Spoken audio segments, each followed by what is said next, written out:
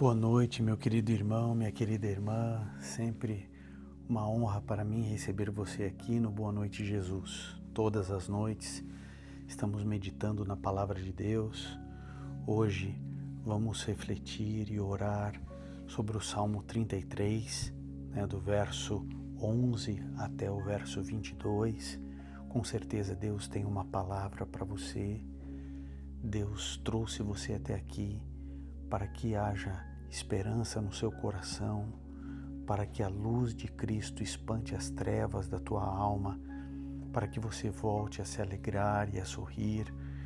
Então fique comigo aqui até o final, nós vamos orar juntos. Eu quero orar por você, pela sua causa, pela sua vida, seus filhos, seus netos, pelo seu casamento, pelas questões que estão tirando a tua paz e às vezes até roubando o teu sono.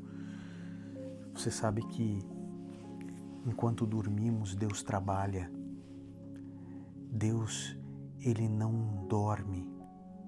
Ele está sempre preocupado conosco. Por isso não precisamos nos preocupar.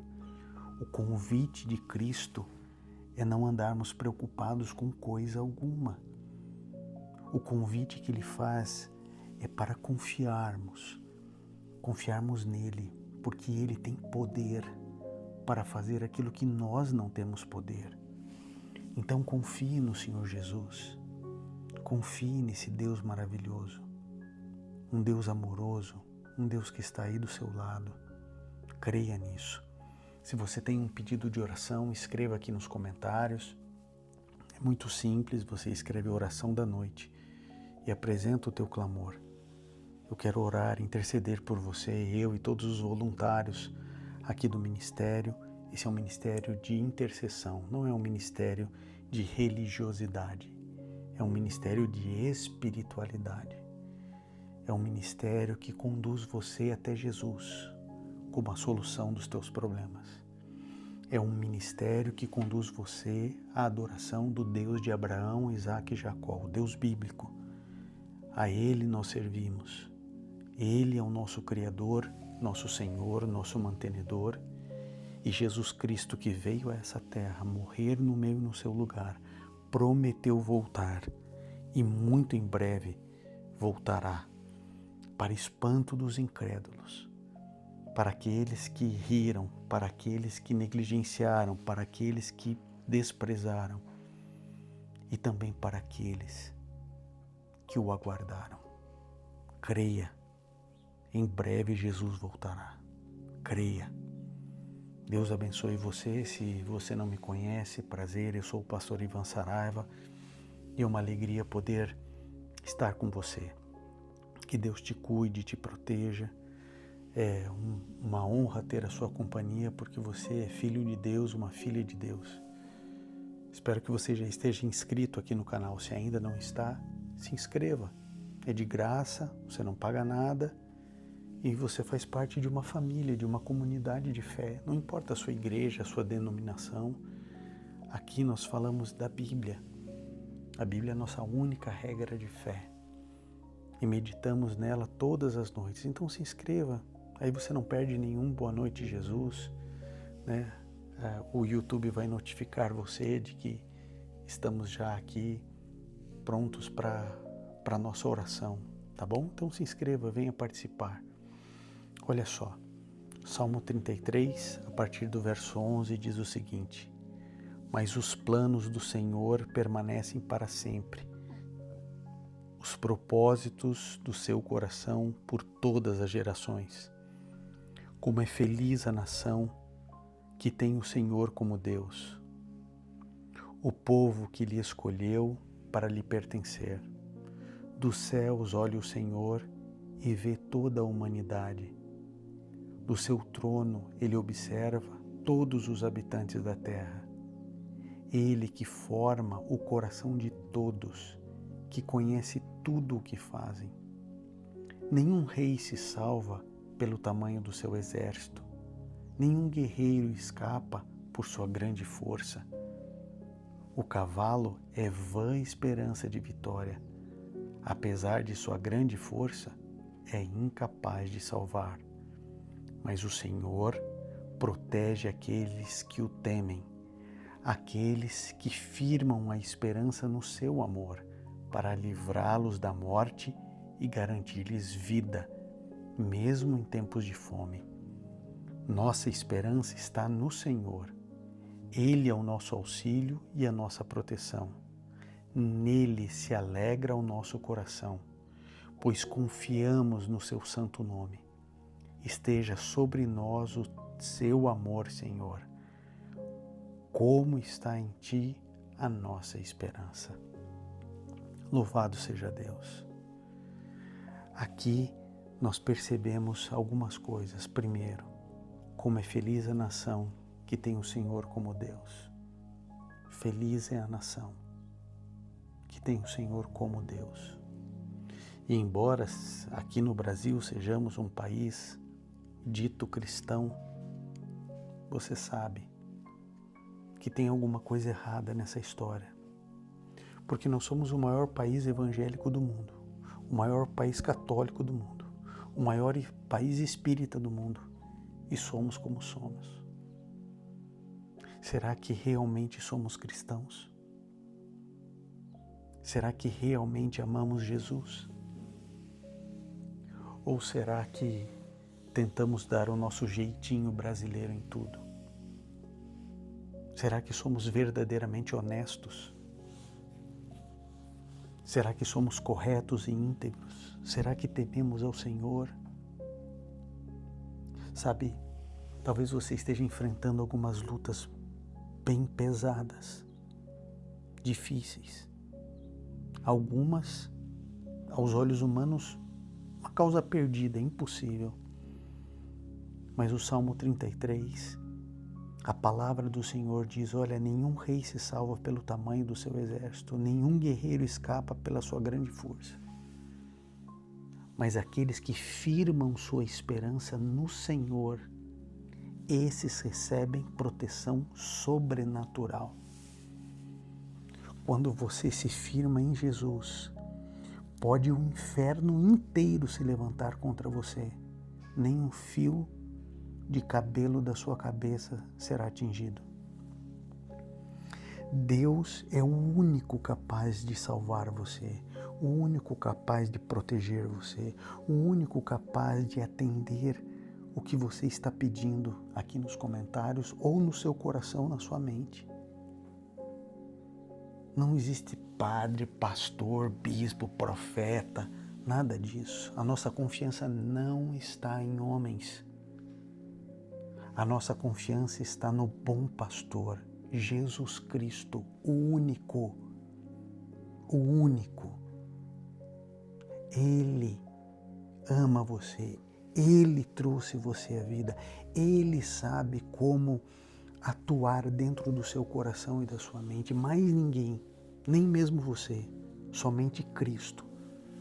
Aí eu te pergunto, você procura a solução onde? Nos remédios, nos médicos, no banco, com o empresário, com a empresa? Tua confiança está onde? Na aposentadoria? Onde está a tua esperança? Onde você firma os seus pés? O verso 20 do Salmo 33 diz, nossa esperança está no Senhor. Ele é o nosso auxílio e a nossa proteção. Então, além do seu pedido de oração, escreva aqui nos comentários, a minha esperança está no Senhor. A minha esperança está no Senhor. Coloque a sua esperança no Senhor. Ele é o único. Entenda isso. É por isso que nós recorremos ao Senhor. Porque Ele é o único que pode nos entender, é o único que pode nos salvar, é o único que pode trazer solução aos nossos problemas. Teu filho está viciado em drogas, tem uma confusão sexual na mente da sua filha, do seu filho. Você não sabe o que fazer. Teu filho está fora da igreja, longe dos caminhos do Senhor. Teu casamento já acabou, está acabando. Você sofre, não sabe como fazer, já tentou de tudo e nada deu certo. Então confie. É hora de entregar a tua vida ao Senhor Jesus. Já escreveu aqui, a minha esperança está no Senhor. Isso era o local onde Davi colocava a sua esperança, onde Moisés colocava a esperança, onde Daniel, José, todos heróis da fé, colocaram a sua esperança não nos homens, não na solução humana, mas em Deus. E é isso que você precisa fazer. Em nome de Cristo eu digo, busque, entregue, confie, clame ao Senhor. Ele está aí do seu lado, Ele te ama, Ele quer o melhor para você e por você. Eu não tenho dúvida nenhuma de que Deus vai ler o teu coração sincero e vai te abençoar, vai te proteger. Amanhã será um novo dia, um dia de vitórias, de alegria, um dia onde você vai poder agradecer. Deus te abençoe. Eu te convido agora juntos a orarmos ao Senhor. Bondoso Pai, ajude-nos a confiarmos em Ti, que o nosso coração se alegre no Senhor. Nos ajude a confiarmos nas Tuas promessas, mesmo quando não conseguimos enxergar saída, que o Senhor seja o nosso socorro bem presente na tribulação. Ajude-nos, Senhor, a depositarmos nossas preocupações, ansiedades e medos em Teus pés. Queremos, Senhor, a Tua orientação, queremos o Teu cuidado. É por isso que estamos aqui orando, intercedendo, pedindo. Pai, cuida de cada um de nós. Nos dê uma noite protegida, uma noite abençoada, de descanso verdadeiro. E que amanhã, Senhor, haja o Teu renovo. Se existe aqui alguma pessoa, alguma família que tem sido atacada covardemente pelo diabo, por favor, Senhor, afasta os demônios desse lar, dessa casa, dessas mentes e corações. Venha libertar, Pai. O Senhor veio trazer liberdade aos cativos. Por isso recorremos ao Senhor. Cuida de cada um. Proteja-nos. Abençoe-nos. Responda aos nossos pedidos de oração, escritos aqui nos comentários. Confiamos em Ti. A nossa esperança está em Ti. Em nome de Jesus. Amém. Querido Deus, abençoe você, a sua casa. Não desligue aqui o Boa Noite Jesus. Eu sempre coloco aqui uma pregação bíblica, espiritual, para abençoar você, para cuidar de você. Então fique agora com a palavra de Deus. Queridos, hoje eu quero pregar sobre um tema que, para mim, toda vez que eu vou pregar, esse tema é muito difícil para mim. E ele é complexo, porque eu vou falar um pouco sobre o sofrimento humano. E esse é um terreno sagrado da vida de cada um de nós.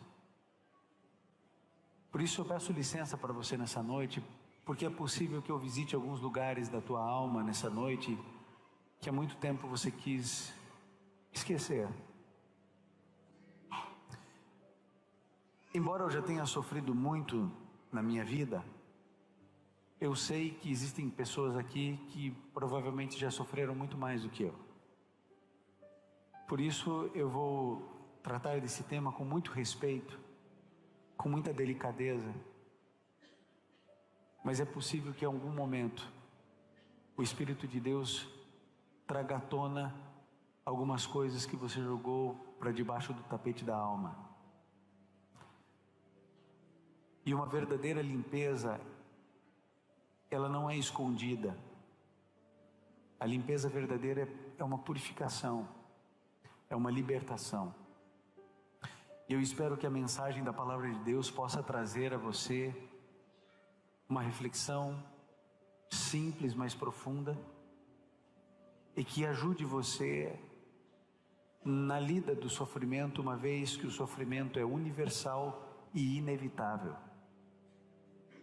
E se ele é universal e inevitável, a gente precisa aprender a sofrer.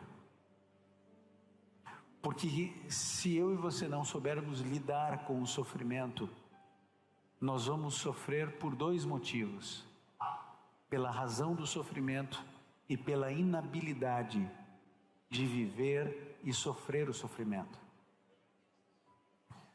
Por isso a reflexão se torna importante para todos nós. Para todos nós. Vocês sabem que 300 anos antes de Cristo, um homem chamado Epicuro, ele apresentou um dilema para a humanidade, e esse dilema rasgou os séculos, chega até nós. E você com certeza já ouviu falar desse dilema, talvez não tivesse associado ainda com Epicuro, mas foi ele quem levantou pela primeira vez essa questão. Ele dizia da incompatibilidade, um dilema entre duas características atribuídas a Deus. Ele dizia: ou Deus é bom, ou Ele é todo-poderoso, porque as duas coisas juntas são incompatíveis com o mundo como eu e você vivemos. Ele dizia assim: se Deus é amor, então Ele não pode todas as coisas, porque se Ele de fato é amor, Ele não deixaria toda essa maldade se proliferar. Estupro, morte, roubo, violência, corrupção, traição, dor, morte. Então, se Ele é amor, então Ele não consegue conter todo o mal. Agora, se Ele pode realmente todas as coisas, então Ele não pode ser amor. Porque se Ele pode todas as coisas, não faz sentido um Deus que é amor não evitar o assassinato de um pai de família. Se Deus é amor e é onipotente, se Ele é onibenevolente e onipotente, é incompatível essas duas características com o holocausto. Então Epicuro declarou: ou Deus é bom, ou Ele é todo-poderoso, porque as duas coisas não funcionam. E eu e você, de uma outra maneira, a gente aborda Deus nessa demanda. Quando a gente pergunta para Deus: por que determinada coisa aconteceu comigo, aconteceu com meu filho, aconteceu com a minha mãe, aconteceu com a minha família? Por que tal coisa aconteceu com a minha sobrinha? Por que determinada coisa aconteceu com o fulano? A gente vive vendo tantos problemas, tantas lutas, tantas angústias, e a gente não sabe exatamente as razões de Deus. E como a gente não tem as respostas, a gente corre o risco de aceitar qualquer resposta. Como nós não temos as respostas, nós corremos o risco de aceitarmos respostas equivocadas. Uma coisa que eu de vez em quando ouço até hoje, é alguém chega e diz assim: olha, você não deve perguntar a Deus por quê, você deve perguntar a Deus para quê. Já ouviu isso? Quando o indivíduo fala isso, eu digo assim: raios, que diferença faz do para quê e do porquê? Eu estou sofrendo igual. Ah não, porque o porquê é a razão, o para quê é o objetivo. Que objetivo tem uma menina ser violentada? Que diferença faz eu perguntar por quê ou para quê? Mas é bonito, né, a gente trabalhar, fazer um jogo de palavras, porque nós não temos respostas. Estamos sujeitos a aceitar respostas erradas. Nós temos a tendência de achar que nós somos advogados de Deus e que a gente pode defender Deus diante da demanda do sofrimento humano. Eu acho interessante quando se criam teologias e as pessoas absorvem aquilo como se fosse verdade, mas não param para pensar e refletir sobre algumas coisas. De vez em quando a gente ouve alguém dizer assim: não foi Deus quem fez, Deus permitiu. Já viu isso? Deus não é culpado, Ele só permitiu. Amigo, se eu permito o seu assassinato com a capacidade de evitá-lo, eu não sou moralmente responsável? Vocês se lembram daquela embarcação no Rio de Janeiro, na Baía de Guanabara, Batomuxi? Lembram disso? Quem lembra é velho já. Eu sei por causa dos livros de história que eu pesquiso e tal, mas... Batomushi, gente, afundando na virada do ano, todo aquele negócio. Vários capitães de outras embarcações foram processados criminalmente porque se negaram ou se omitiram ao socorro. Quando você tem a possibilidade de socorrer o incapaz diante de perigo iminente e você se omite, você é criminalmente responsável por isso. Mas a gente quer defender Deus, a gente quer ser advogado de Deus, e a gente diz assim, não foi Deus que fez, Deus permitiu. Aí a pessoa tem câncer. Por que será que Deus permitiu? Como se a palavra permissão, trocada pela ação, simplesmente isentasse Deus da sua responsabilidade como um Deus de amor e um Deus todo-poderoso. Mas como é difícil para nós determinarmos que Deus é o autor ou o corresponsável pela dor e pelo sofrimento. A gente cria alternativas dentro do nosso vocabulário e dentro da nossa lógica para tentar equalizar Deus na nossa vida no meio do sofrimento que não tem explicação. Bom, dito isso, eu gostaria de fazer um estudo de caso da Bíblia, para que a gente pudesse fazer algumas reflexões importantes a respeito do sofrimento. E eu espero que a mensagem de hoje possa ajudar você como tem me ajudado na minha caminhada cristã. Se você trouxe a sua Bíblia, por favor, abra no livro de 2 Coríntios, no capítulo 12, a partir do verso 7. É um episódio da vida do apóstolo Paulo, bastante conhecido, e eu gostaria de fazer uma reflexão sobre isso. 2 Coríntios 12, a partir do verso 7. Aqui a Bíblia, a palavra do Senhor, nesse livro, ela diz algo significativo, importante para nós. E declara: e para que eu não ficasse orgulhoso com a grandeza das revelações, foi-me posto um espinho na carne, mensageiro de Satanás para me esbofetear, a fim de que eu não me exalte. 3 vezes pedi ao Senhor que o afastasse de mim. Então ele me disse: a minha graça te basta, porque o meu poder se aperfeiçoa na fraqueza. De boa vontade, pois, ainda mais me gloriarei nas fraquezas, para que sobre mim repouse o poder de Cristo.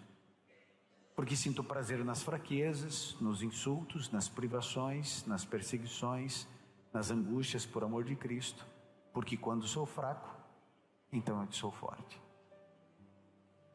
Bom, nós temos aqui o apóstolo Paulo, e ele está pedindo a Deus uma coisa.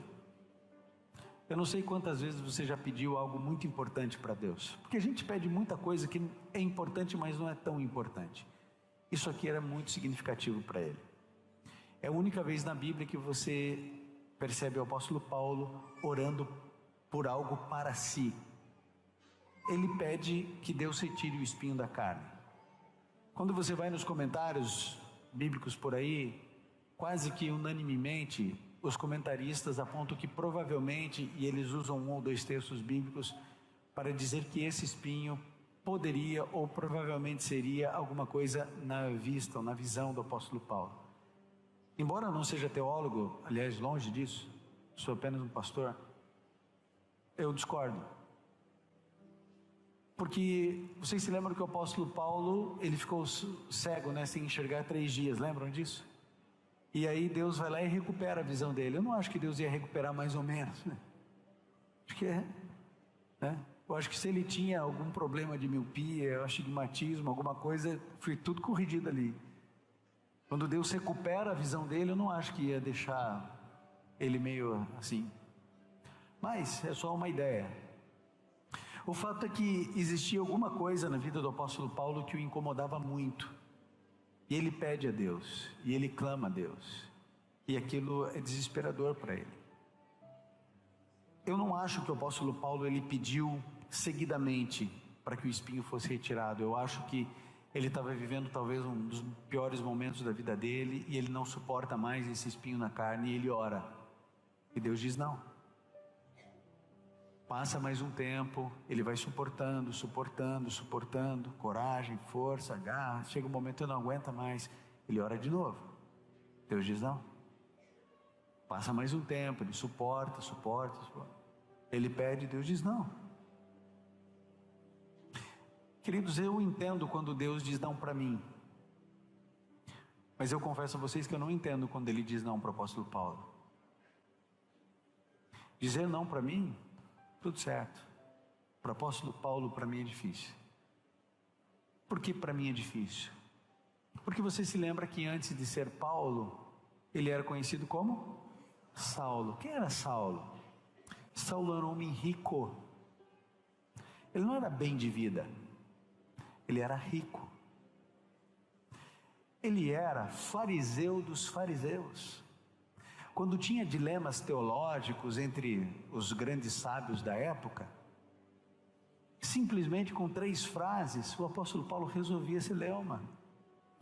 Uma capacidade intelectual tão acima da média, que quando ele vai para o berço da cultura filosófica do mundo ocidental, que é a Grécia, ele vai às ágoras, e no parlamento, ali nas ágoras, quando ele prega, quando ele fala, os filósofos ficam de boca aberta. Tamanha sabedoria, capacidade intelectual desse homem. Um homem extremamente rico, extremamente inteligente, socialmente aceito, cidadão romano, cidadão judeu. Ele era a elite da elite. E ele era muito sincero e muito intenso em tudo que ele fazia. E ele não gostava de crente, né? Não gostava de crente. E ele achava que esse negócio de cristianismo era uma seita. E ele achava que esse negócio de seita você tinha que matar na raiz. Tinha que arrancar com raiz e tudo. Por isso ele matava, prendia, perseguia. E ele pediu uma carta para os grandes líderes de Jerusalém, para ele poder prender qualquer um que advogasse a messianidade de Jesus de Nazaré. E no meio do caminho, vocês conhecem a história, ele cai por terra, fica 3 dias cego, e aí então Deus chega para Ananias e diz assim: Ananias, meu filho, tem um homem lá na rua direita, eu acabei de falar para ele que você está indo lá orar por ele, e depois da oração vai recobrar a visão. Aí Ananias diz assim: tá bom, quem é? Assim, é um rapaz chamado Saulo. Que Saulo? De Tarso. E aí Ananias dá 2 passinhos para trás, né? Fala assim: Senhor, é quem eu estou pensando que é? Fala assim: então, isso é bandido. Isso é bandido, assassino.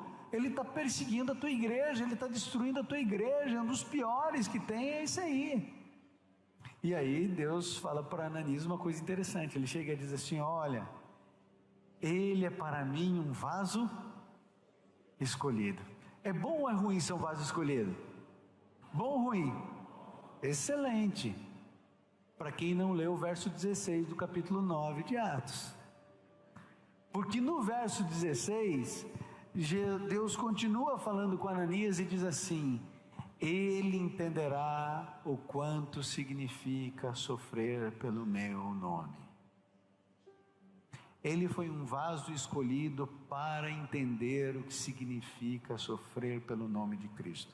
Para a gente ganhar tempo, a gente não vai ler, mas eu vou ler para você rapidinho, um pouquinho do sofrimento que o apóstolo Paulo passou depois que aceitou Jesus. Ele diz: 5 vezes recebi dos judeus uma quarentena de açoites menos 1. 3 vezes fui açoitado com varas. 1 vez fui apedrejado, 3 vezes naufraguei, fiquei 1 noite e 1 dia boiando em alto mar, em viagens muitas vezes, em perigos de rios, em perigos de assaltantes, em perigos entre patrícios, em perigos entre gentios, em perigos na cidade, em perigos no deserto, em perigos no mar, em perigos entre falsos irmãos, em trabalhos, em fadigas, em vigílias muitas vezes, em fome e sede, em jejum muitas vezes, em frio e em nudez. Querido, como que você acha ou imagina que eram as costas do apóstolo Paulo? Como a sua? Era cicatriz em cima de cicatriz. 5 vezes, uma quarentena de chibatadas, menos uma, porque ele era cidadão romano, não podia receber 40, mas também não vai receber 38, é 39. Tua cidadania livrou você de uma chibatada, mas das 39 não. Depois que cicatrizava as costas, outra ocasião, chibata, depois mais chibata, açoitado com varas, ele foi apedrejado, dado como morto. Ele sofreu um naufrágio. Gente, naquela época não tinha busca de resgate, não tinha resgate, não tinha GPS, coordenada. O indivíduo que naufragava é morte certa. Fazer o quê? Quem que ia buscar? Onde naufragou? Quem soube que naufragou? Ninguém. Ele passou um dia e uma noite no mar, pensando o quê? Vou morrer. Preso, espancado, apedrejado, açoitado, fome, frio. O homem que era rico, inteligentíssimo, status, conforto, prazer, larga tudo por amor a Cristo, e ele sofre como eu nunca sofri na minha vida. Nunca apanhei por ser pastor, nunca apedrejaram meu carro na frente de uma igreja. Agora o apóstolo Paulo larga tudo por Jesus, tudo por Jesus, vira fazendor de tenda. Não tinha aço inoxidável, não tinha agulha que tem que estar pensando, não. Virou fazedor de tenda para poder comer, ainda passava fome. E você não vê o apóstolo Paulo dizendo assim: Senhor, o Senhor não disse que a minha água e o meu pão seriam certos, eu larguei tudo pelo Senhor, não tem nem pão. Você não vê, ele só faz um pedido, Senhor, tira esse espinho da carne. E Deus diz: não vou tirar, você vai morrer com espinho. Você entende por que eu compreendo que Deus diga não para mim, mas dizer não para o apóstolo Paulo? Para ele. E Deus disse não. Nós precisamos de um evangelho menos açucarado. A gente criou um evangelho de faz de conta, porque ele é mais docinho, mais algodão doce.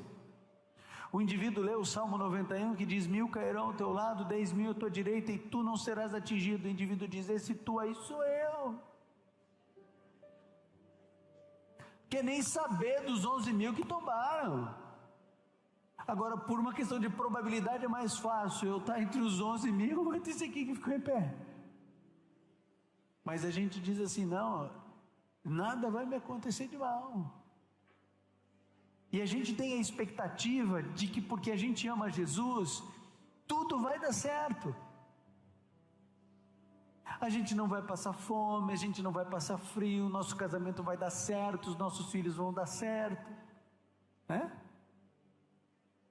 Antes da gente ter filho, a gente fica olhando o filho dos outros, e é tão fácil educar o filho dos outros, né? Tão bom educar os filhos. Se vocês quiserem, eu educo tudo os filhos de vocês. Agora os dois lá em casa é difícil. A gente acha que porque a gente tem Jesus, Ele vai fazer um milagre quando precisar. E quando isso não ocorre, a gente se frustra. Porque a gente pensa: 1000 cairão ao teu lado, 10.000 à tua direita, e tu não serás atingido. E leva um balaço no crânio, na frente de casa.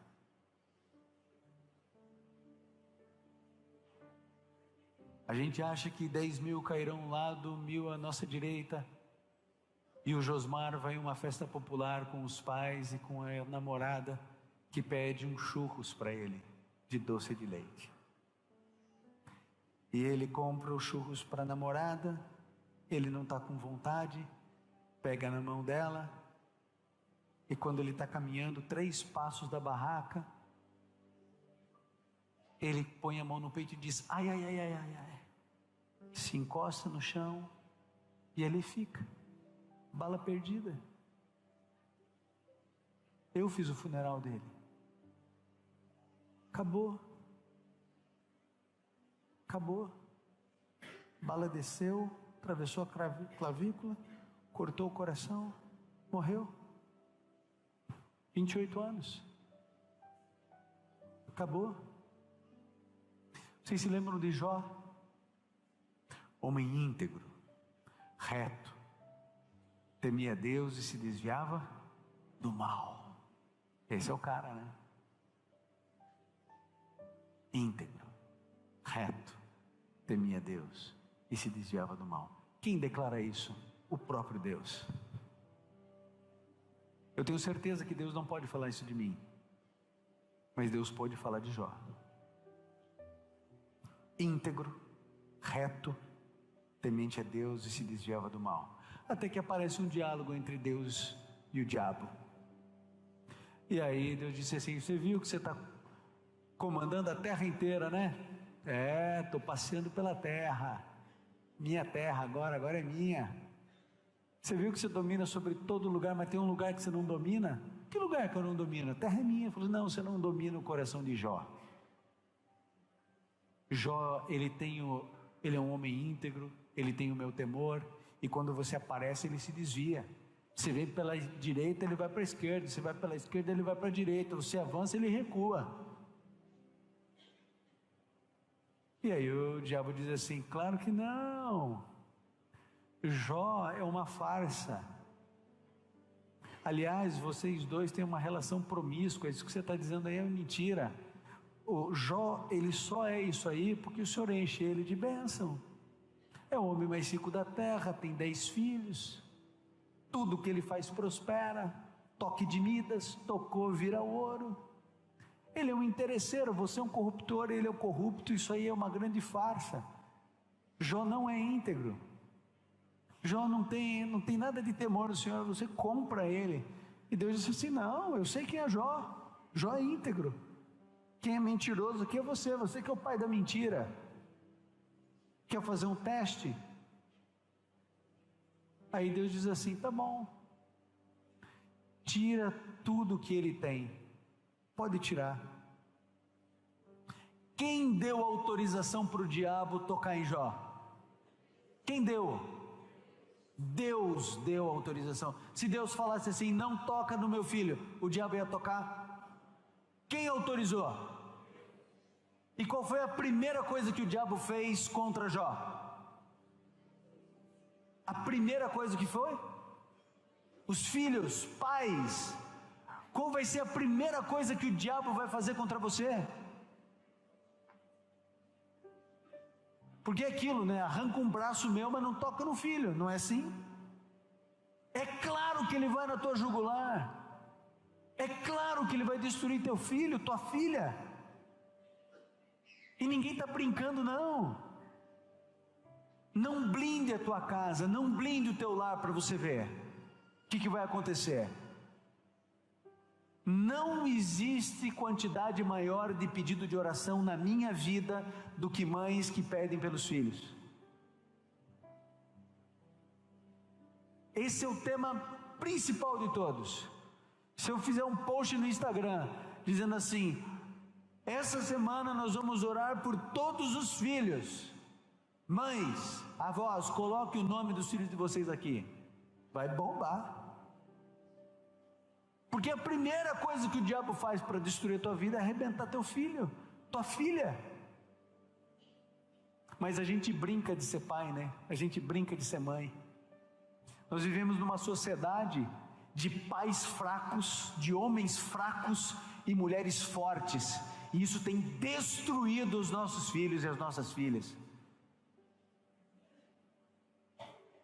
A gente fica com essa brincadeirinha: quem manda lá em casa sou eu, sim senhora. Que é um bando de banana. E aí o filho cresce vendo o pai, quem manda dentro de casa é a mulher, porque a mulher é forte e o homem é fraco. E aí começam as nossas distorções. Isso não é discurso machista, não. O que eu estou dizendo para você É que a gente brinca de ser pai, brinca de ser mãe, a gente acha que a gente tem que ser amigo do filho. A gente não tem que ser amigo do filho, a gente tem que ser pai do filho. Teu filho tem amigo, ele precisa de um pai que olhe dentro dos olhos dele e diga assim: parou com esse palavrão aí, rapaz, que debaixo desse teto ninguém fala isso aqui não. Mas a gente é amigo, né?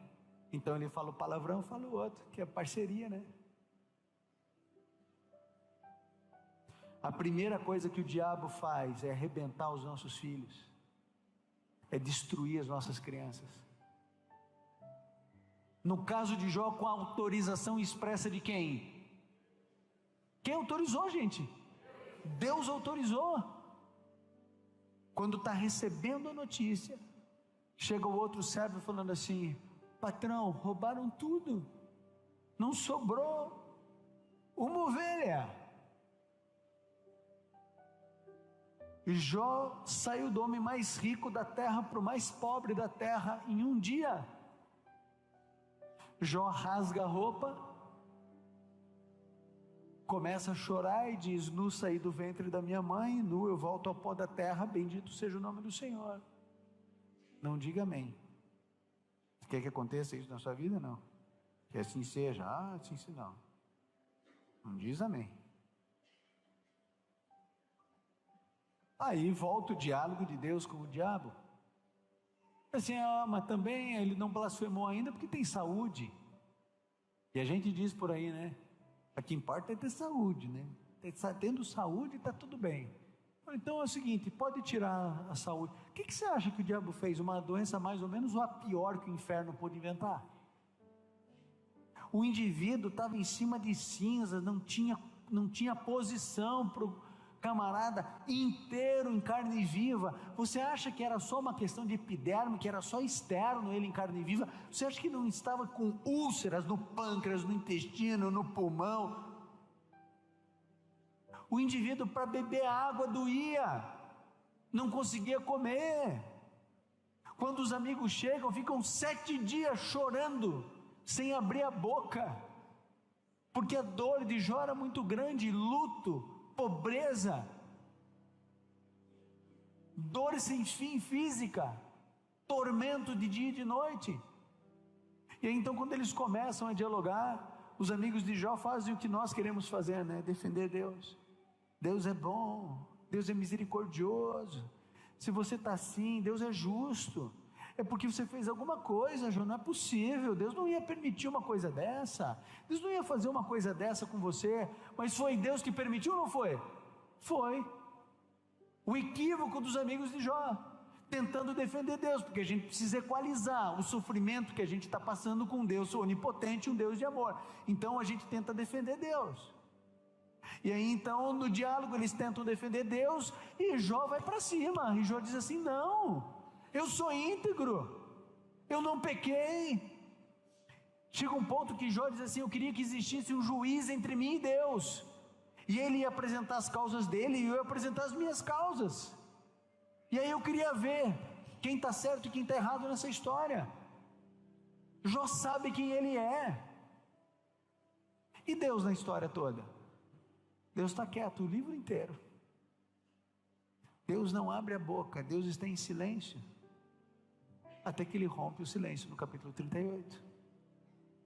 Aí sabe o que eu espero de Deus? Eu vou falar para você o que eu espero de Deus. Eu espero que Deus chegue pertinho de Jó, colocasse Jó no colo e falasse assim: filho, você foi maravilhoso. Eu e você estávamos sendo avaliados por todo o universo, fomos acusados de uma relação mentirosa e promíscua, de corruptor e corrupto. Olha, você foi íntegro, Jó, você demonstrou para todo o universo que você não era fiel a mim porque você tinha 10 filhos, você não era leal a mim simplesmente porque você tinha dinheiro ou porque você tinha saúde. Você mostrou para o universo, Jó, quem de fato você é, e mostrou quem eu sou. Então, Jó, eu só tenho que te agradecer. É isso que eu espero de Deus. Mas sabe o que Deus fala no capítulo 38? Ele chega para Jó e diz assim: cale a sua boca. E ele começa: Quem é você que encobre o meu conselho? Onde você estava quando eu estabeleci os fundamentos da terra? Quando as estrelas da alva cantavam alegremente? Onde você estava quando eu pintei o céu de azul? Onde você estava quando eu determinei que toda a grama seria verde?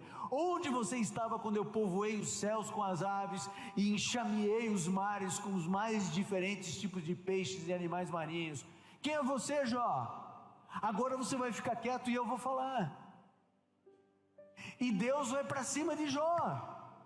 Sabe como é que Jó está nesse momento? Enlutado, miserável, fedendo a carne podre, porque ele apodrecia por dentro e por fora. E Deus diz assim: você fica quieto, porque você não pode encobrir o meu conselho e não pode julgar as minhas ações. E a gente não entende porque Deus age do jeito que age, como age, de que jeito age. Existe um livro chamado Anatomia da Dor. Esse livro foi escrito por C.S. Lewis e é a descrição da sua dor em relação ao luto, porque a sua esposa havia morrido. Sabe como que ele introduz esse livro? Ele diz assim: vá a Deus no pior momento da sua vida, busque a Deus na maior escuridão da tua existência, bata a porta de Deus, e sabe o que você encontrará? Uma porta fechada, trancada, com a chave para dentro e o silêncio absoluto. Ele começa o livro assim. Por outro lado, eu quero lembrar a vocês a história de 3 jovenzinhos: Sadraque, Mesaque e Abdinego. Lembram deles? 3 jovenzinhos. Nabucodonosor, louco de pedra. Sabe que o louco de pedra é aquele que taca a pedra em avião, né? Desse naipe. Deus deu o sonho para ele: estátua, cabeça de ouro, peito de prata, bronze, ferro e barro. Disse assim: ó, o teu reino é o mais glorioso da terra, mas vai passar. Mais glorioso, vai passar. E ele falou: não, vai passar coisas em cima nenhuma. Eu vou fazer uma estátua inteira de ouro aqui, que não vai passar coisa nenhuma. E outra coisa, eu vou botar a orquestra para tocar. Cuidado com o que vocês tocam. Vou botar a orquestra para tocar, e a hora que tocar, aí vai todo mundo ajoelhar.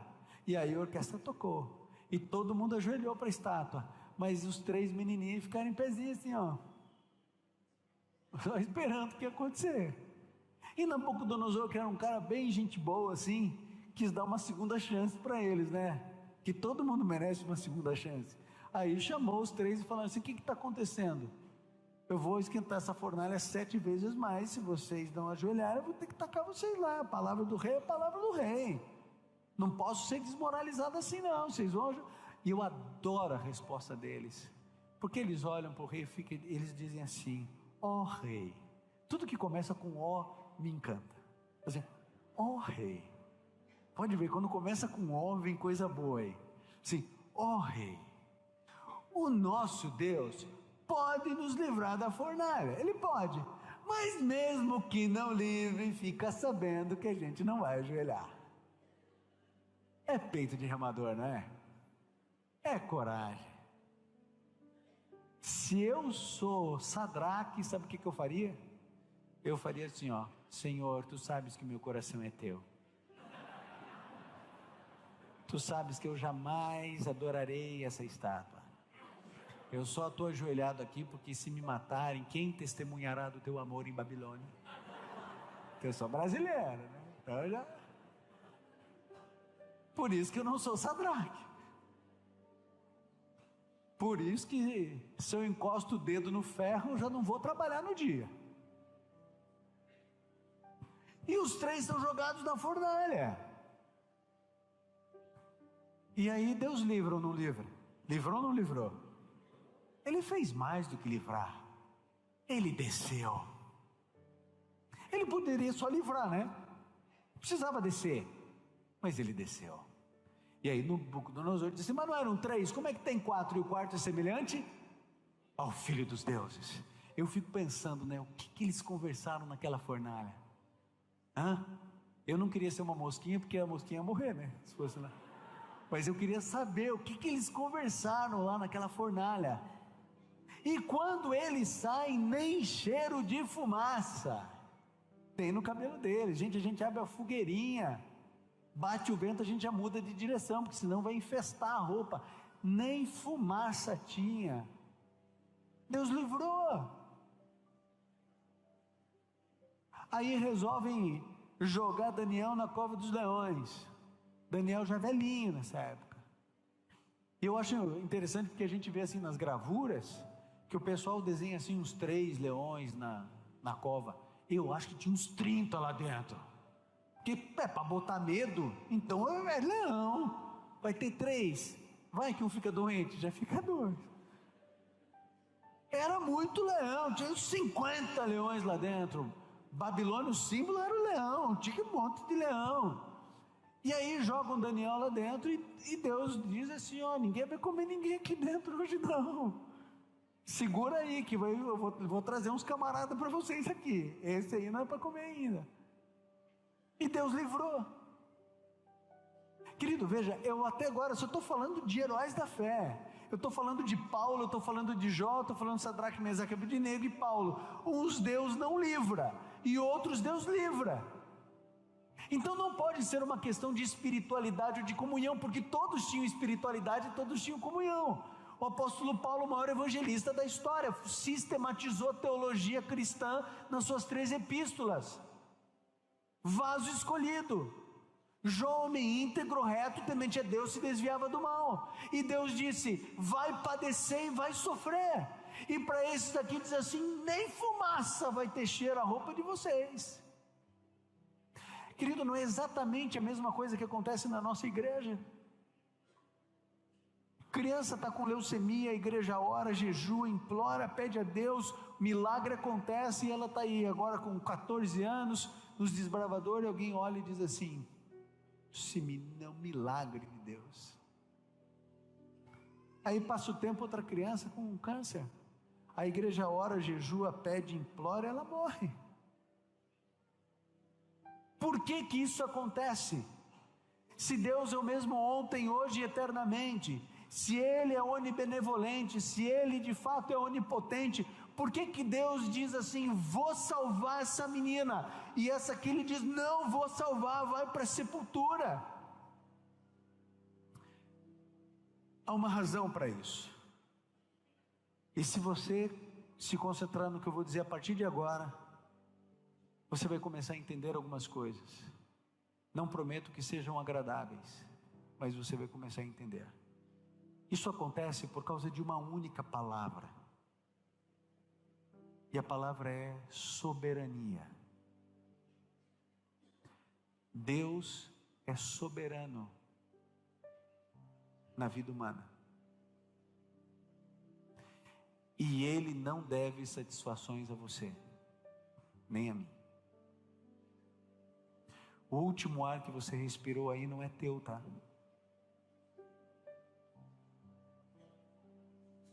Quem sustenta e faz o teu coração bater antes de você sair da barriga da tua mãe é Deus. Ele é teu dono.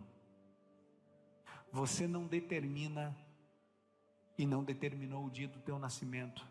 Foi Ele que disse: vai ser brasileiro, vai nascer em tal cidade, em tal horário, em tal hospital, o pai vai ser esse, a mãe vai ser essa, a herança genética vai ser essa, ele vai para...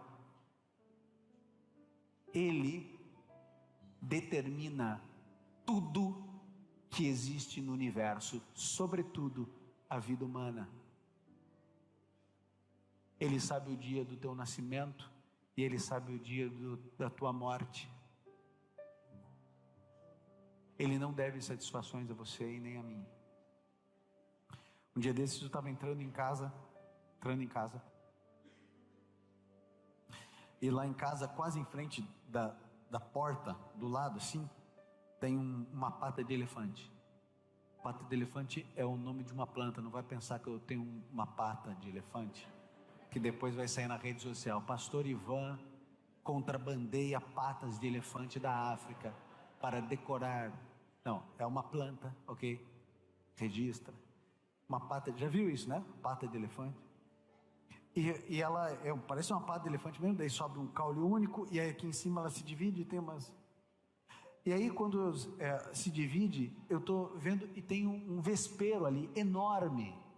Não é pequenininho não, vesperão, eu nunca tinha visto aquilo, como é que desse tamanho o vespeiro e tal. E por coincidência, o rapaz que cuida do jardim lá no lugar onde eu moro, ele estava passando lá, e eu cheguei lá e falei assim: ô Lincoln, me ajuda aqui. Eu falei: o que foi? Rapaz, tem um vespeiro ali em frente de casa. Eu falei: onde, pastor? Eu não vi para vespeiro aqui, o que cuida? Eu falei: mas tem vespeiro ali, eu tenho 2 crianças em casa, tem um vespeiro aqui. Aí ele falou assim: não, peraí que eu já vou resolver isso. Pegou uma bombinha assim, ó, ele chegou e fez assim, ó,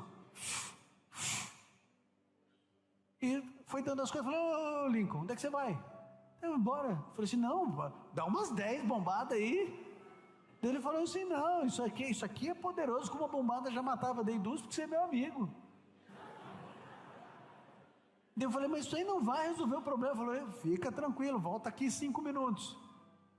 Eu entrei em casa, estava lá lavando louça, de repente passou uns 20 minutos, eu tinha até me esquecido do vespeiro, lembrei do vespeiro, fui lá ver.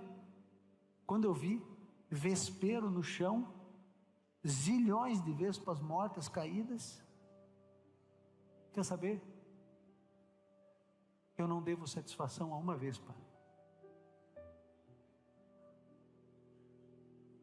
Só que a distância entre um ser humano e uma vespa é muitas vezes menor do que a distância entre Deus e o ser humano.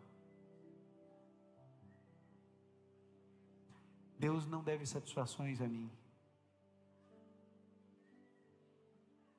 Jó, na sua integridade, em um determinado momento, ele disse assim: recebi o bem do Senhor, porventura não receberia eu o mal?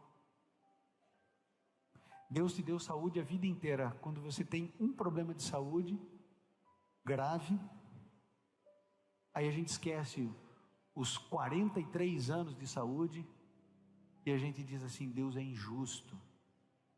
Por que Deus está fazendo isso comigo? Aí chegou outro e fala assim: não é porque, é para quê? Aí outro diz assim: não é Deus que está fazendo não, tá? Ele permitiu. Aí a gente: então tá bom, que bom, eu continuo com o meu câncer. Que bom que não foi ele que causou, que bom que ele só permitiu.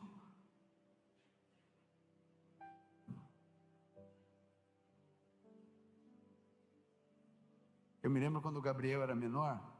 O Gabriel tem 12 anos hoje, mas quando ele era menor, ele desse tamanhozinho assim, ó, ele chegava e falava assim: pai, tem um menino que está me perturbando no colégio.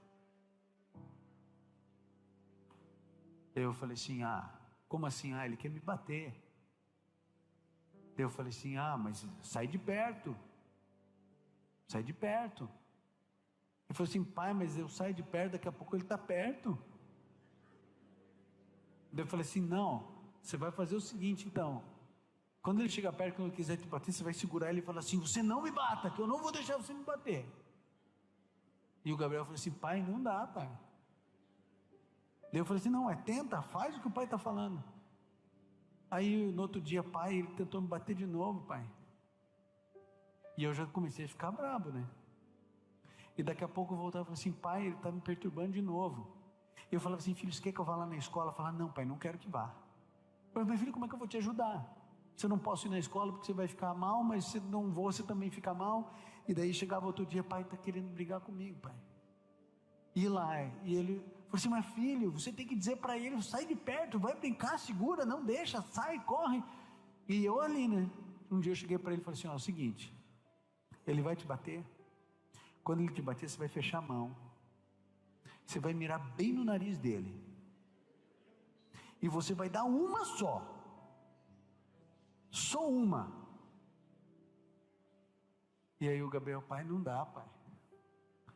Eu falei assim: como não dá, filho? Você precisa fazer alguma coisa. Você não quer que eu vá, você não faz, você não quer, você vai ficar apanhando até quando? Até que um dia minha esposa foi na escola e bateu uma foto. O Juan é mais alto que eu. E eu pedia para ele segurar o menino. O Gabriel palito assim, o Gabriel.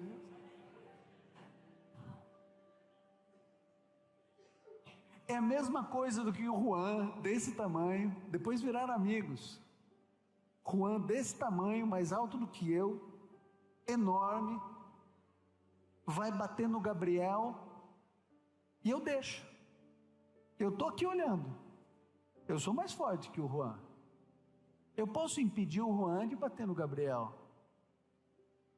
Aí o Gabriel leva uma surra, aí alguém diz assim: não foi teu pai que fez isso, ele só permitiu.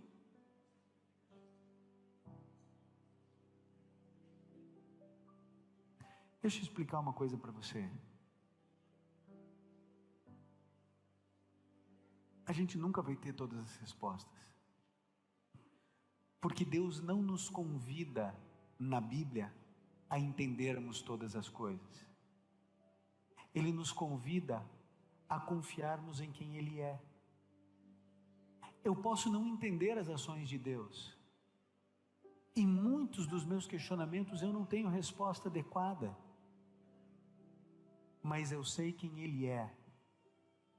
Existem algumas coisas que você, que não é pastor, nunca vai entender.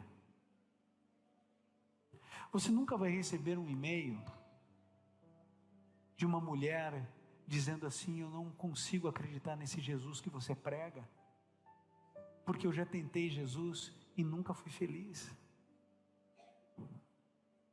Existem coisas que você não vai entender. Você não estava comigo de madrugada em Campo Grande quando meu telefone foi tocado e eu atendi, e eu tive que correr no meio da madrugada porque um pai de família foi assassinado em frente de casa. E você chegou no funeral como eu cheguei, e a mulher estava dopada, sem reação nenhuma, algumas pessoas ao redor dela e 3 crianças literalmente penduradas no caixão chamando pelo pai. Uma mulher que entra em contato comigo e diz assim: pastor, por que a história é cíclica? A minha vida é o diabo, eu nunca poderei ser feliz.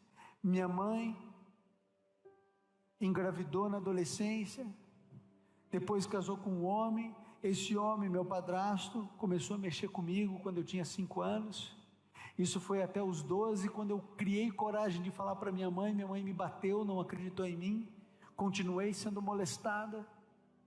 E é claro, aos 16 anos eu engravidei de um outro homem, que com certeza o senhor já pode imaginar, eu não casei com ele. E aí, na minha carência absurda, eu fui me entregando para todo homem que aparecia, sempre procurando ser feliz, sempre procurando preencher o meu vazio, e eu sempre sofrendo, até que um homem promete cuidar de mim e da minha filha, e eu junto as minhas coisas com esse homem, e a gente vai vivendo junto. E agora minha filha, aos 8 anos, vem dizer que esse homem está mexendo com ela. E eu, pastor, como a minha mãe, covardemente não tenho coragem de abordar e de enfrentar o homem. Por que a minha vida é assim? Não é você que recebe as mensagens da Ana Carolina, mãe da Isabela Nardoni, que desde que aconteceu não consegue ter uma noite de paz? Não é você que conversa com a mãe que teve o filho arrastado, esfolado vivo, preso a um cinto de segurança? Há tanta dor nesse mundo, há tanto sofrimento nesse mundo. Esse mundo é como se existisse um vapor de lágrimas subindo a Deus todos os dias. Todos os dias as pessoas sofrem. No Brasil, a cada 20 minutos uma mulher é violentada. 62 mil assassinatos no Brasil até agora, nesse ano.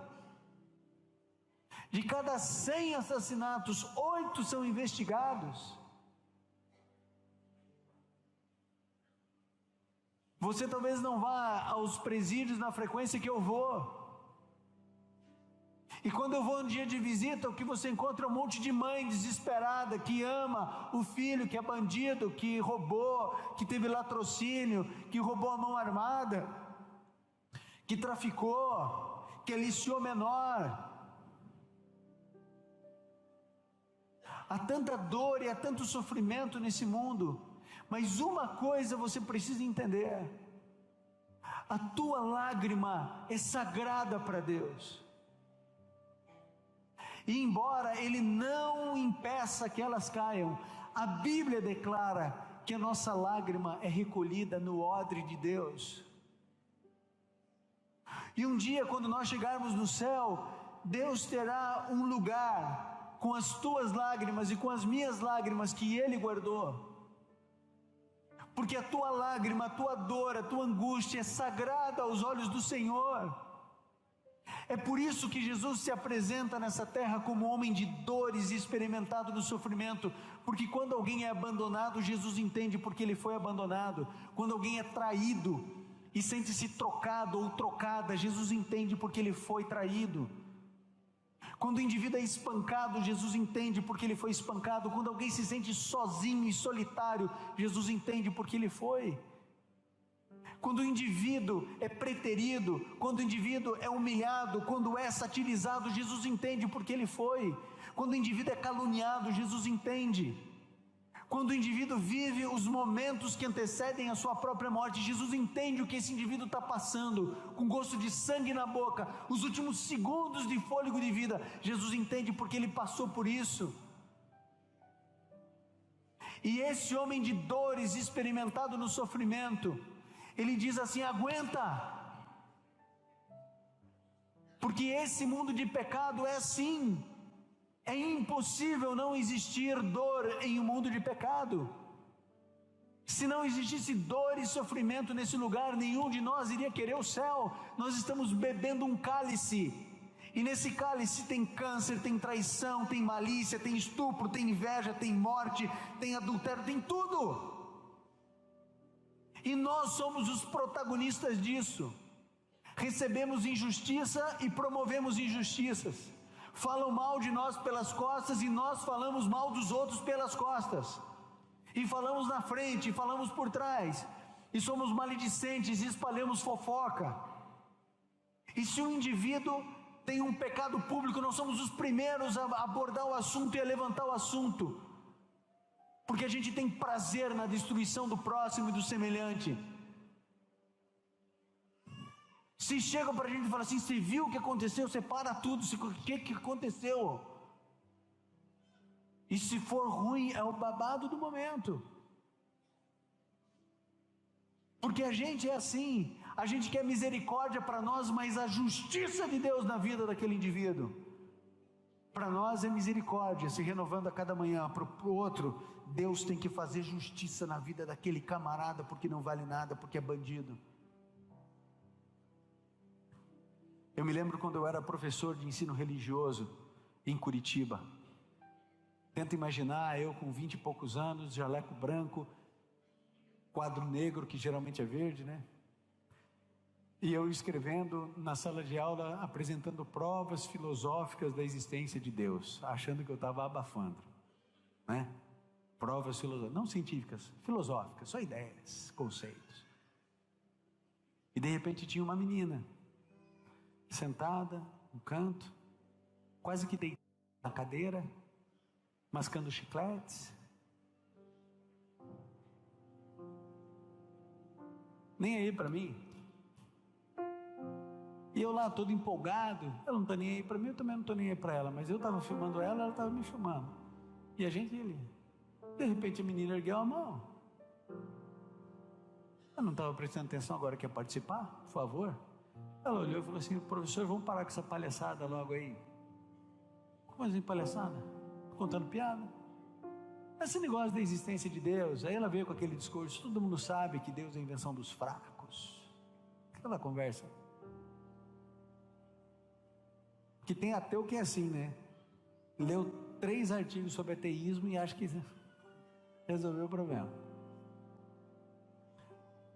E eu não sabia exatamente o que fazer, ela meio que me jogou nas cordas, porque eu não estava esperando aquilo. E nisso o sinal tocou. O sinal tocou, era o último período, o pessoal já ia para o almoço, cumprimentando o pessoal na porta, né? Tchau, tchau, tchau, até mais.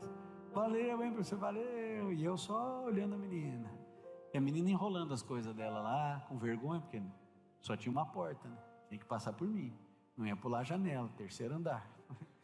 Então, eu estava ali, esperando a menina. E todo mundo, tchau, tchau, tchau. Eu esperando a menina. De repente, tinha quase ninguém, a menina vem. Ela e os chicletes verdes dela. Sorriso amarelo. E nem era ano de Copa.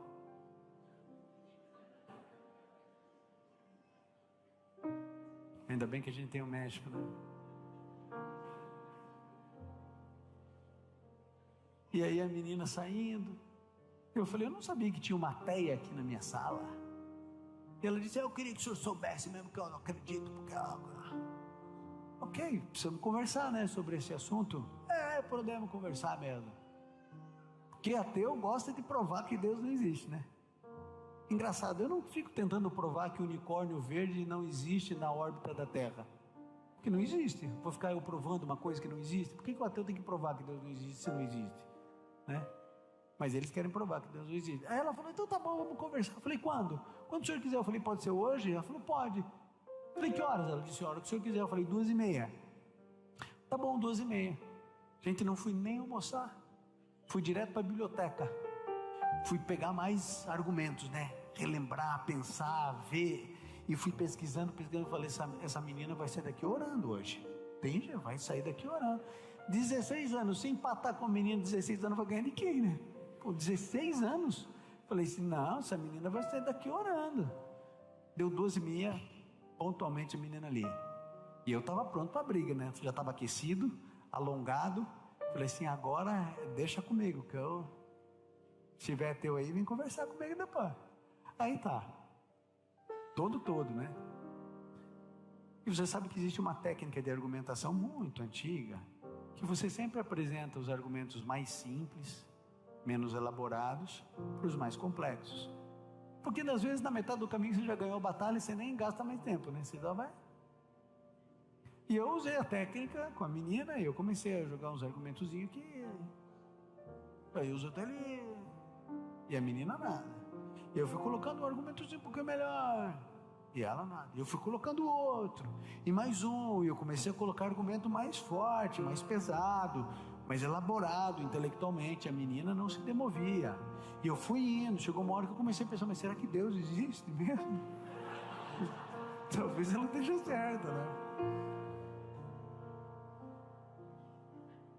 E eu sei que chegou uma hora que eu fiquei pensando, né? Por que essa menina está desse jeito? O que aconteceu com ela? E eu não me lembro o que eu falei para ela, mas eu falei alguma coisa, não me lembro o que. Mas eu falei alguma coisa que mexeu com ela. E ela começou a chorar. Quando ela começou a chorar, eu pensei, ufa, agora começa o aconselhamento, né? Ela tinha muito cabelo, então ela chorava e o cabelo ia grudando no rosto dela, assim. Ela chorou, deixei chorar, tudo que precisava. Quando ela conseguiu respirar, ela falou, professor, eu vou contar para você a minha história. E ela disse, eu era adventista do 7º dia. Cresci na igreja. Minha mãe sempre me levou para a igreja, escolinha, rol A, B, C, jardim, todo aquele negócio.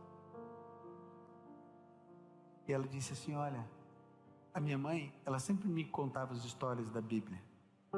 Conheço todas as histórias, Mar Vermelho, Gideão, os anjos que protegiam Eliseu, Rio Jordão, conheço tudo. E era assim, todo dia minha mãe me acordava, a gente fazia o desejum, ela fazia o culto, eu ia para a escola. Eu morava no mesmo prédio que eu moro até hoje, que o senhor sabe qual que é. E esse era o meu dia a dia. Eu era uma garota, uma menina, pré-adolescente. E um dia minha mãe me acordou, a gente comeu. Não estava tão frio, que em Curitiba é uma grande bênção. E ela pegou e fez o culto com a mamãe dela. E ela desceu, se encontrou com a amiguinha dela, como todos os dias ela foi para a escola adventista do Boqueirão. E ela foi caminhando e no meio do caminho 2 homens abordaram elas. E ela disse assim para mim: professor, você acha que eu fiquei com medo? Conhecia todas as histórias da Bíblia. Deus podia fazer qualquer milagre. Deus podia permitir que um adulto visse, podia passar uma viatura da polícia, esses homens podiam ter um ataque cardíaco ali na hora. Então eu fui orando, mas confiando de que Deus ia me livrar. E eles nos conduziram para uma construção abandonada. E eles foram nos levando para o lugar mais abandonado da construção abandonada. E lá, professor, mar nenhum se abriu, muralha nenhuma caiu. E eu com 12 anos, junto com a minha amiga, fomos violentadas. Sabe o que essa menina disse para mim? Ela disse assim: professor, eu prefiro acreditar que Deus não existe do que imaginar que Ele existe e não fez nada.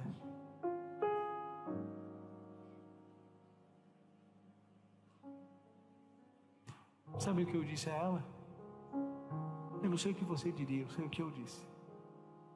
Eu olhei para ela e disse assim: fulana, filha, perdoe Deus. Perdoe Deus.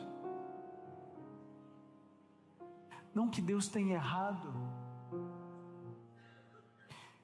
mas um dia Deus vai colocar você no colo e vai explicar o inexplicável. Deus recolheu as tuas lágrimas naquele momento. Nada é mais precioso ao Senhor do que a tua dor e a tua lágrima. Ele recolheu isso, tua lágrima não caiu no chão empoeirado de uma construção abandonada. Nenhum ser humano na terra vai poder explicar para você por que Deus permitiu. Ninguém. Você pode ler a Bíblia de uma capa a outra, você pode ir em qualquer igreja, qualquer denominação, você pode falar com o homem mais consagrado do mundo, ninguém, só Cristo pode te explicar o inexplicável. E um dia Ele vai enxugar do nosso olho toda lágrima, e Ele vai secar para nunca mais uma lágrima cair. Um dia, amigo, crianças não terão mais leucemia. Um dia ninguém mais vai ser forçado a nada. Um dia todos nós seremos livres e libertos do pecado. Nunca mais as nossas células vão entrar em confusão e vão nos matar.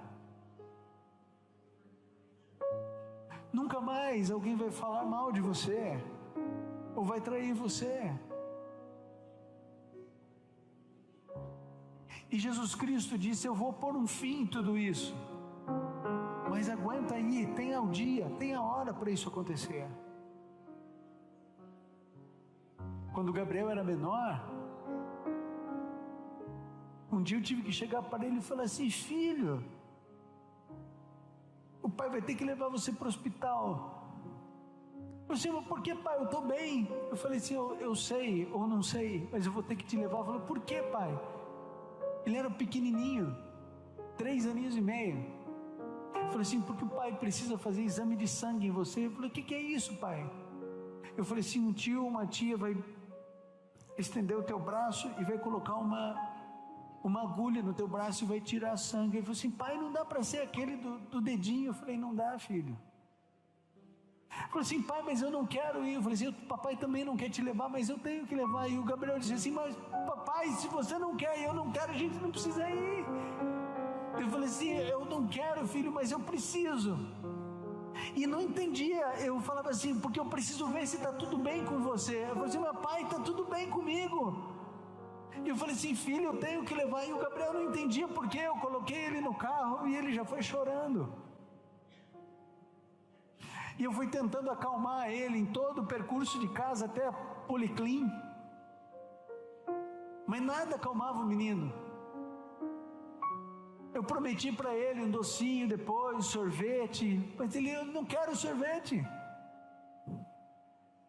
E eu tirei ele do carro e eu fui levando ele com aquele cheiro de hospital. E lá tinha uma enfermeira, daqui a pouco apareceu outra, e não tinha cadeira para criança, era só cadeira de adulto. Eu sentei, o Gabriel sentou no meu colo, o apoio para o braço. Apareceu uma mulher com uma borracha, amarrou, prendeu, e todo o ritual que você conhece, e pega agulha, e pega frasco, e o Gabriel começou a entrar em desespero, e eu ficava no ouvido dele dizendo assim: filho, está tudo bem, filho, está tudo bem. E ele dizia assim: pai, vai doer, pai, vai doer, pai. Eu sei que vai doer, eu não posso mentir para você, vai doer, mas filho, você não precisa olhar, e se tiver muita dor, você aperta bem forte a minha mão e a gente fica junto aqui. E à medida em que a situação ia se aproximando, o Gabriel começou a se debater, e se ele se debatesse ia piorar, e eu tenho que segurar ele com força, e outra enfermeira vem e segura ele com força, e ele está preso, e fui eu que levei ele, sou eu que estou segurando ele, e a mulher vem, enfia a agulha e arranca sangue, e tira um tubo de sangue, tira outro tubo de sangue, e ele berra, e ele chora, ele não consegue entender porque o pai dele, que diz que ama ele, está levando ele para arrancar sangue dele. Dor. Eu tentei explicar para o Gabriel de todos os jeitos, e ele não entendia. Querido, você é o Gabriel e eu também. Deus às vezes pega a gente pela mão e diz assim: eu vou ter que te levar para o câncer, eu vou ter que te levar para a separação, para o divórcio, eu vou ter que levar você para a doença venérea, com a menina desesperada conversando comigo, se juntou com outro homem, traição por um lado, traição por outro, bebida, sexo, drogas e rock and roll, violência, um batendo no outro. Quando ela consegue se libertar de toda maldição, descobre que tem doença venérea. Vai responder a menina, vai responder a menina. E Deus pega na nossa mão e diz assim: agora eu vou te levar para a sepultura, e agora eu estou pegando o teu filho e eu vou levar ele para a sepultura, eu estou pegando o teu filho agora, eu estou pegando a tua filha agora, e vai reprovar de ano, e vai ter o desemprego, e vai passar fome, e vai passar necessidade, e vai ter problema, e Jesus diz assim: eu estou levando, e a gente diz assim: mas por que você está fazendo isso comigo? E Deus diz assim: não dá para te explicar porque você não vai entender. E Deus tenta explicar para a gente, mas não funciona. E o nosso sangue é tirado. Mas daí quando você leva a tua dor, quando você leva o teu sofrimento, o indivíduo olha para você e diz assim: a questão não é o porquê, é para quê. Porque nós não temos respostas, a gente está aceitando qualquer coisa. O dia que eu e Ivan entendi que eu não vou ter respostas para os meus sofrimentos pessoais, nem para os sofrimentos pessoais das pessoas que eu amo, o dia que eu entendi que eu tenho que confiar em quem Deus é, porque eu não consigo entender as ações dele, o dia que eu entendi que ele é soberano e que ele não deve satisfações a mim, o dia que eu entendi que ele é bom e que mesmo que eu sofra e mesmo que eu não entenda, no final tudo acabará bem, eu descansei. Acredite no que eu vou dizer para você agora. Os piores dias da tua vida ainda não chegaram.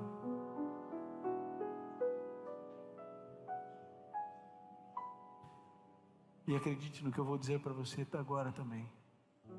o teu fim será de dor. O meu fim será de dor. Ou eu vou enterrar meu filho, ou ele vai me enterrar. Porque a gente vive um inferno aqui na terra. De dor, lágrimas e sofrimento.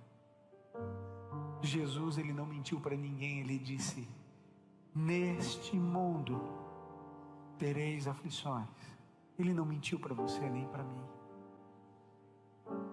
Mas ele disse: tenha bom ânimo, porque eu venci o mundo. Aguenta aí.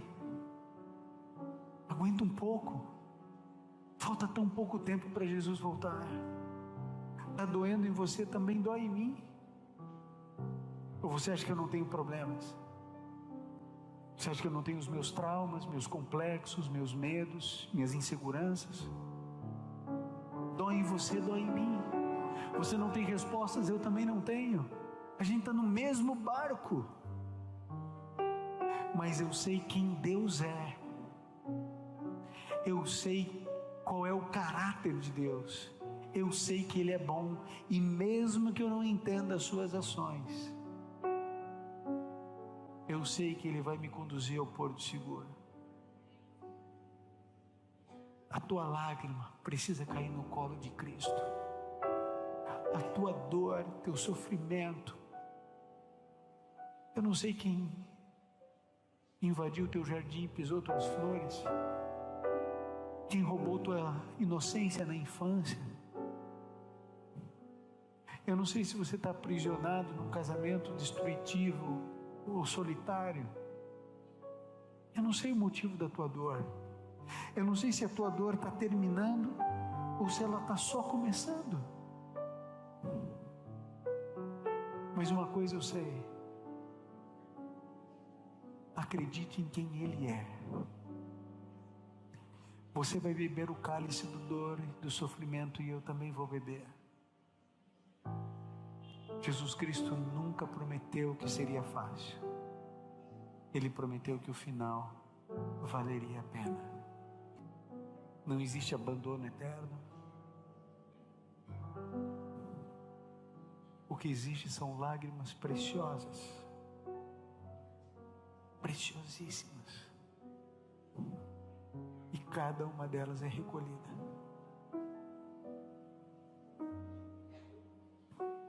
Cada lágrima que esses bilhões de seres humanos vão derramando estão sendo recolhidas pelo céu. E Deus consegue entender a minha dor como ninguém consegue. Você entende por que Jesus disse que a gente não pode julgar ninguém nunca? Porque é tanta dor. Somos todos vítimas. Todos vítimas. Do crente ao ateu, do santo ao profano, todos vítimas. Do assaltante ao assaltado, todos vítimas. Sofremos o maior sequestro da história do universo.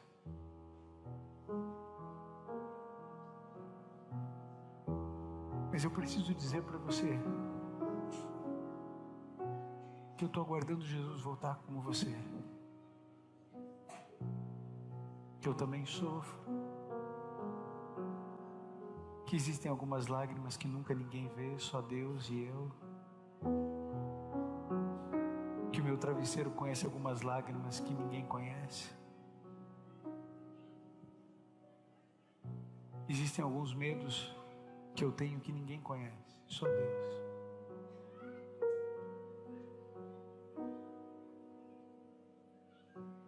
E eu sei quem eu sirvo.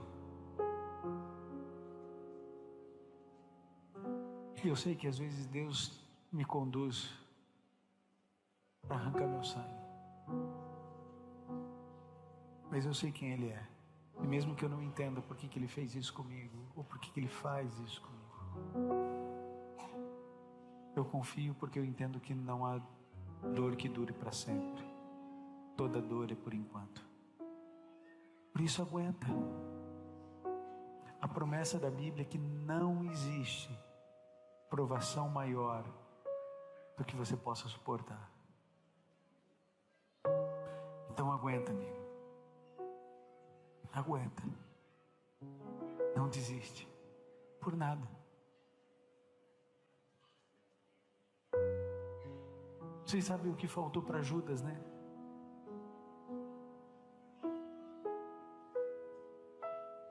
O que faltou para Judas foi um cara que segurasse a cara de Judas e olhasse no olho dizendo assim: não se mata,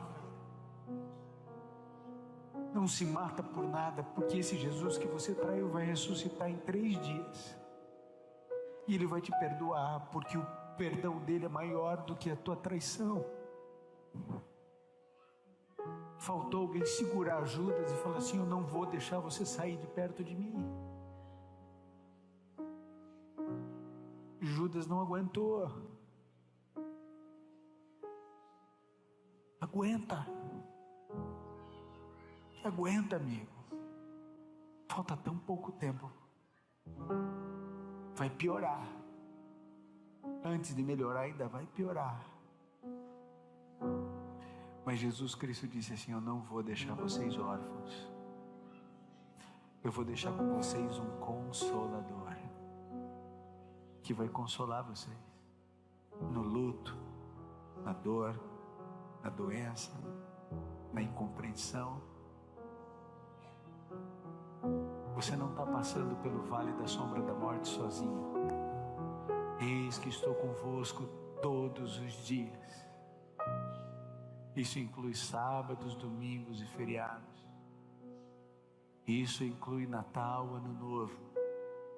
Isso inclui os dias bons e os dias ruins, os dias de sol e os dias de chuva. Mesmo que você não sinta Jesus, Ele está porque Ele prometeu estar.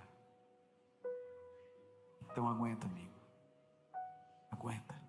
Fica firme aí. Não desiste por nada. Feche seus olhos, curve sua fronte e vamos orar. Pai,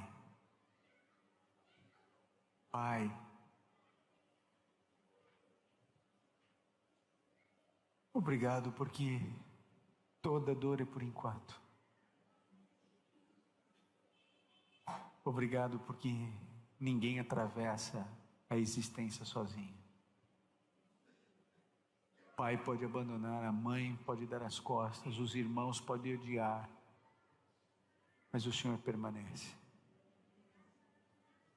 O teu amor dura para sempre. A tua misericórdia se renova. O Senhor nos acolhe, nos cuida. Nos momentos mais difíceis, o Senhor nos pega no colo. E nos momentos mais fáceis também. A gente não entende muita coisa na nossa vida. Há tanta dor dentro da nossa casa. Há tanto problema ali dentro. Para nós não tem solução, Pai. Há tantas coisas, é tão complexo. Não depende de nós, às vezes depende. A gente não consegue nem saber qual é o problema, quanto menos a solução, quanto mais a solução. Pai, olha para a nossa dor e recolhe as nossas lágrimas. Guarde cada uma delas no teu odre. Cada odre com um nome. Cada odre de um tamanho. Mas todos guardados. Todos recolhem a nossa dor. E obrigado, Pai, porque essas lágrimas foram derramadas todas aos pés da cruz. Nós te agradecemos, Pai, porque temos a certeza de que o sofrimento, a dor, a morte, o pranto, o clamor terá fim. Nós imploramos, Pai, imploramos que o Senhor nos dê forças para atravessarmos esse vale de sombra e de morte chamado vida. E que nós possamos confiar em quem o Senhor é, quando não tivermos as respostas para as nossas inquietudes e para o nosso sofrimento. Concede-nos, Senhor, a todos nós aqui a tua paz, que excede o entendimento humano e purifica o coração.